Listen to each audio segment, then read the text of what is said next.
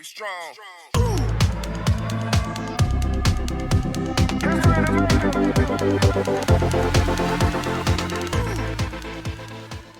What else we got? This one's from Charles, and it says, if you could only do one exercise, what would it be? Chris? Oh, I got to answer first. So I'm babysitting. I'm big on functionality, so for me, I'm going to kind of cheat and make this 2 exercises. One, I would be doing deadlift or trap bar deadlift as the down exercise, because as far as functionality goes, there are not a lot of things that we do that are functional that are more functional than pick something up from the ground and bring it to waist level. Secondly, I would go, continuing on the functionality, anything that's a shoulder press up to arms extended, because again, most functional exercises in your daily life, that's what you're going to be doing more than anything of. So those are my, sorry to cheat, those are my 2 exercises. Okay, and it is because Miss Mary is much younger than I am. And I go back to what she told me. I'm going to update it to the 60-year-old version. So she told me, and I'm not going to bleep this out because it's a quote. If you ever have a 60-year-old white man ass, the last thing you'll see is my ass walking out the door. Okay, because I ain't standing for, I'm not going to stand for that. So I immediately went to the Jefferson squat because I love doing Jefferson squats. It's unique and it's different. However, my last workout that I did, and here's another bad word that I got to put in because it's the name of the exercise. I did my squats ass to the grass, which means you cut the weight in half, and you drop all the way down to where your heels are hitting your rear end. You pause right there, okay, to where the muscles are still tight and contracted, and you squat back up almost all the way. So you're still got a contraction, and you go right back down and do another ass to grass squat. That's going to keep that on, and it's going to keep her happy. So whatever Mama wants, Mama gets, and that's how it's going to go. It's the ass to grass squat for me. Well, all right. This one doesn't have a name. This says, how many calories do I need for weight loss, mass gain? And then there's a second question of how many calories do you eat, which you kind of mentioned that earlier. You're about 3,000 a day, roughly. Right. I am 5'7"-ish and 185 pound-ish. Okay, and 3,000 calories. I maintain that. I'm in a bulk phase. I want some size. I lost a lot getting down to 162 for that HWMF transformation thing that we did. I wanted to get some of that back, so I went on with some heavier weights, some more core exercises, et cetera, et cetera.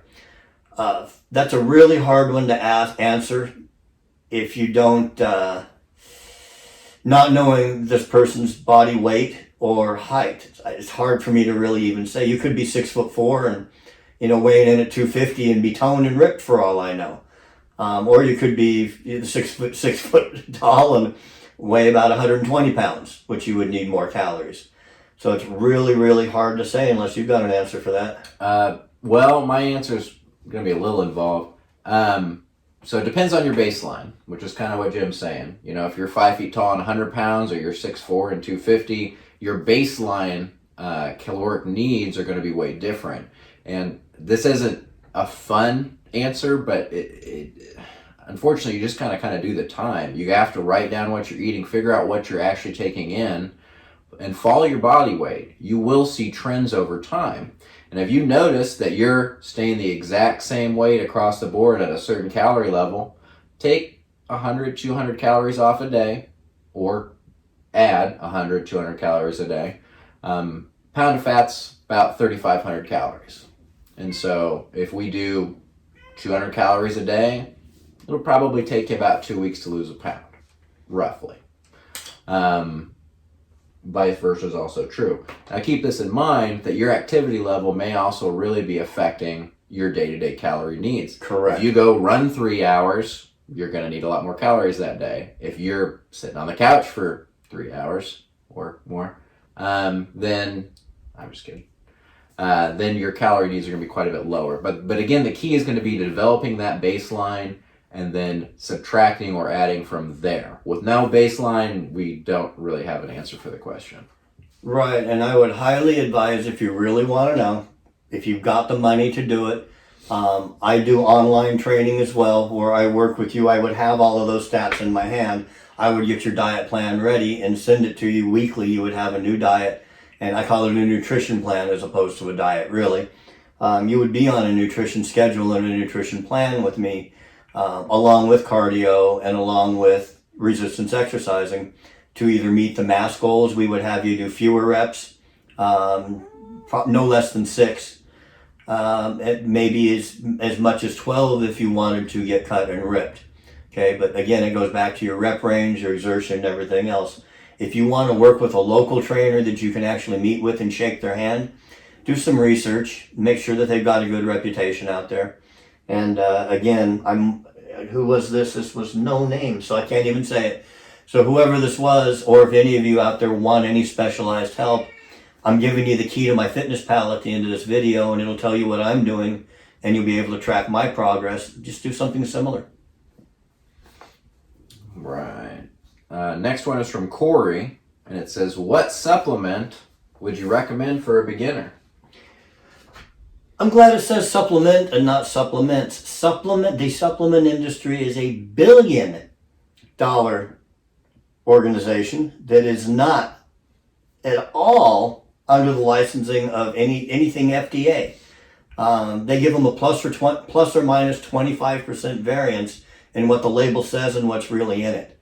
Okay, and there's even a supplement company recently, big bodybuilder back in the early 2000s, owns his own company, and he went down for spiking some of his supplements with steroids. That was actually proven in a court of law, and he was fined accordingly for it. The supplement industry. What supplement do I recommend? It's a nutritional supplement, is what it is. It's not a sports supplement. It's called protein. It's called a really good protein powder. Whatever you can afford, get it. Whether it's isolate, whether it's a blend. See if you can get isolate as the first ingredient in your blends. But protein is number one. And I would also say, because it's probably $10 for a month's supply, take a shot at creatine. Creatine's been proven to work in scientific studies. Mm-hmm. It's cheap. I honestly don't notice much of a difference when I take creatine and when I don't. But everybody's different. Some people swear by it. Eat a lot of red meat, take creatine, whatever, but I would say creatine and protein powder. Yeah, I won't disagree with that. Especially as far as kind of what we're talking about, getting your protein levels up. I mean, just as far as a first step, you might not think that extra shake a day does a lot, but it really can, as far as kind of orienting you in the correct direction for your macronutrients. Mm-hmm. And I'll second that with creatine. If you want, you can see all sorts of different protocols. All the research that I've done into it is 5 grams a day. You can do a preload if you mm-hmm. want. They don't even recommend that anymore. Doesn't really seem to be as big of a deal. No. But 5 grams a day, if you could do that through natural sources if you wanted to eat about, 3 pounds of red meat every day? Yeah. Or you can just take steaks and burgers and stuff, yeah. 5 grams of creatine. Very cheap. My only real concern will be make sure that your water needs are met. It is a large molecule, and if you're dehydrated, it will be a little harder on your kidneys to process. But as long as you're getting your water in, it's a great supplement. Probably outside of protein powder, the most researched supplement of all time. Mm-hmm. Very safe. My college project was even on how can we get seniors to use creatine, and look at me now. Hey, so watch where you touch. So protein powder, creatine, drink your water. Absolutely. And again, when Chris talked about creatine loading and I said they don't even find that necessary anymore, it's because most of us do get some red meat in our diet, yeah. Maybe once or twice a week. If you're a vegetarian, you may want to look into creatine loading. No. Never thought of that. This next one's from Heidi, and it says, this is not a question, but more like a suggestion. It is a question. But can you do an expose on the fitness industry's dark and dirty secrets? Wow. You guys are trying to get me in a lot of trouble with these questions now. As I'm on to you. Heidi, yes, I will do a video for you. I'm going to try to sneak. I've got a GoPro now, and I might even try to sneak a GoPro into that club that is running around here like crazy. I'll try to get into a Planet Fitness with one, and I will try to get in and get a sales pitch from that club that starts with an E and ends with the word Enesis, because I don't mention names other than Planet Fitness. There you go. So yeah, Heidi, that's coming up. Good idea. Thank you. I'll do that video. I appreciate that. This one says Pennington House. Ping King. Got him. Okay, go ahead. Somebody. It says, will working out affect my sexual performance? Okay, that is from Pennington House. I know him. That's my very first. I recognize that name. That's my very first workout partner back in California. My last partner before I left and came here, as a matter of fact. Mike, I'm going to tell you this. If you suck now, you're gonna suck when you're working out too. So it's not going to really help you any. But what it might do is make you more desirable to your mate, where she might actually enjoy it a little bit for a change. Jokes aside, all exercise is positive for all other forms of exercise, if you understand what I'm getting at. So got it. Good. And I'm sorry, Mike. That's kind of a duh question, man. You know the answer to that. Come on. All right. This one's from Mark, and it says, "What's in your gym bag?" Do you carry a gym bag now? No, but I have one that still has stuff in it. So I'll go to the closet, because I do occasionally go with Chris to the Y, because Chris had a Y membership that we used to train at. And I do occasionally sneak into clubs. So when I do my expose in a club, I'm going to pull my gym bag out. And it'll be interesting to see what is in there. So that's going to be another episode. I'll make that a quickie. This one's from Kent. It says, you have multiple chest routines. Why? Which one is your favorite? Again, I have notes on this, because there's a key word that's in there I want all of you guys and gals to no longer use, okay? The key word in that I caught, I quit listening when I heard, I have multiple chest routines, okay?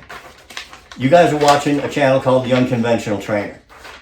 The definition of a routine is, quote, a sequence of actions regularly followed, a fixed program. That's why you're not gaining if you're doing a routine. We don't do routines here. We do programs. I will give somebody a workout program for the day. I will give them a workout for the day. When they come in, sometimes I'll see them 3 times a week for 2 solid months, and they'll go, you know what, dude, you've never given me the same thing twice. Now, find somebody that's got enough knowledge, or expand this a little bit. And don't go straight to the bench press when you come in. Don't go straight to the squat rack. Change some things up. That's how your body grows. I 100% believe your body knows what you're going to do to it when you walk in the gym. And it's bored. We're going to do bench press again. He's setting up on this stupid thing again. No, change it. Do bench press last. Work backwards. Flip it around. Pre-exhaust that muscle first. And then go and put half the weight on the bench press. And it's going to feel like twice as much as you were lifting before, because you've pre-exhausted all this. Then you slow everything down. You really hit those things. And that's why there's more than... I don't have a set favorite chest routine. We go downstairs, and Chris and I will lay out the whole workout out here, what we're going to do. It doesn't usually happen that way. It's never what we laid out in here, because I'll get a feeling during the warm-up exercise and go, you know what we need to do next? And he'll just go, no, but I bet you're going to show me. Yeah, exactly. And that's what we do. And those are always the best workouts. So stop saying routine. These are not routines. I would, all I will add really is that what we're going for is an adaptation. And your body will only adapt so much to the same stimulus over and over. So in order to keep adapting or keep making progress, we have to change the stimulus. In this case, it's don't do flat bench at the beginning of every single workout, or you probably won't adapt. or you'll adapt so well that you'll stop adapting. Yeah. So do squats. Go do squats at the squat rack one day, and then next time it's leg day, throw in a set of Jefferson squats. Man up and do them. Don't bench in the squat rack. Please don't. This is our last one. I didn't think we were going to get through all these. Nice. This is from the Unconventional Father. Great. This ought to be good. It says, why is working out so addictive? After 45 years, I can't seem to quit. I want to be buried with my home gym. We won't talk about the whole death by workout thing. And then, how do I get to the front of the line for my new Corvette? Good for you. Good for you, Unconventional Father. The Unconventional Father is 80 years old. Still whoop my ass. I'm telling you right now. We're going to bury you with a set of bands. That's exactly my feeling on it. To the point to where both of us have. He has a beautiful home right on the lake in a really high-end neighborhood, and a pool table room downstairs, and at the other end of the pool table room is his nice little home setup, similar to what I have. It's in both of our bloods. Once you get started, it's just, it never gets out of your blood. Now, things that will change that is having children. Matter of fact, the guy that started Body Elastics, he and his brother were bodybuilders. They were training to be on that path, had their first child. There's a picture of him on the beach with his big old belly, and his sandwiches in front of him and playing with the kids. And all of a sudden he said, I'm not going to let that happen anymore. And he founded the company Body Elastics, which are the bands that I use. I've learned so much from that man over the years, it's unreal. But once it gets in your blood, they never come. I'd say a transfusion maybe is the only thing that would get it out of your blood. I feel the same way. I want to be buried, not just open casket, but open shirt when I go. I'm going to be the best looking corpse in the world, and I want that shirt open, baby. Band is coffin closed. Yep, the Body Elastics bag will be at my feet, and there's probably going to be a power ballad playing in the little speakers, little iPod in my coffin. So, Dad, it ain't ever going to go. And as far as getting to be first in line for that new Corvette in 2 years that you're looking for, I already know you put a deposit down on it. All right. So I think that's how you get first in line. Besides that, you're 80 years old. You'll be 82 years old and driving a Corvette. Stop that. Knock it off. Hey, man, he's in a hurry. That's right. You don't know how much time you got. You got to go. Keep it clean for me, Dad. That's all I'm saying. Keep it clean for me. Okay. So that's it? all of them for now. Please, we're enjoying this. Send us more questions if you got them. Either send him a message or put it in the comments. That's right. That's what you do. Oh, yeah, at the end, I told you how we were going to do this. If you go into, you're going to read a little graphics card that I'm going to put up. Right down in this area, there will be a graphics card that has the following word on it. It will be The Unconventional Trainer. It's all one word. That is how you will find me. Install my Fitness Pal. Set it up. You'll find a spot where you can go in and find friends. Find me as a friend. I will approve you automatically regardless. I don't care if you're my biggest enemy in the world. I will approve that so you can go in and follow me on this thing. Between that and the YouTube channel that we're setting up, the direction we're taking the channel, it's going to be some of the best information and knowledge of training that you'll be able to go through. These question and answer things are great. Keep the questions rolling. That'll help you as well. And remember, do you have anything else to say? If you disagree with us, please speak up. Other than that, if you want to hear more on a particular topic, like you enjoyed what we said, but you wanted more, that's fine too. I mean, we could make a whole episode, which we're going to do with a couple of these questions. Mm-hmm. So, we're open, eyes and ears. Let us know. Chris is a little more private because of his nursing school. I'm more of an open book. So I've got an Instagram that'll be listed here. You're going to have that card that I told you about you previously saw will be the link up for my Fitness Pal. You know where the channel is. Subscribe to the video channel, and if you ring the bell, you'll know when the next video is coming out. You won't have to go look for it, okay? Other than that, remember that there is what? No such thing as staying the same. You're either striving to make yourself better by doing the stuff that we recommend here and thinking a bit, or you're allowing yourself to get worse. And Chris and I aren't going to let that happen, we promise. So Continue to follow. We appreciate and love every single one. Even if I go down to 2 subscribers, I'll still do this because I love what I'm doing. I love helping people, okay? Be strong.